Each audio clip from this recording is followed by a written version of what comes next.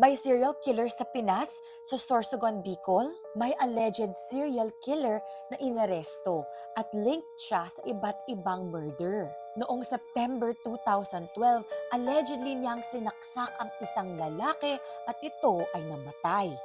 Si Michael at isa pang kasabwat ay pumasok sa kwarto ng biktima at paulit-ulit sinaksak ito at slinash ang neck. At noong November 2015, si Michael na naman allegedly ay nagsaksak ng isa pang biktima. May inuman, tas nagkaroon ng mainit na awayan, kaya sinaksak ni Michael yung biktima hanggat ito ay namatay.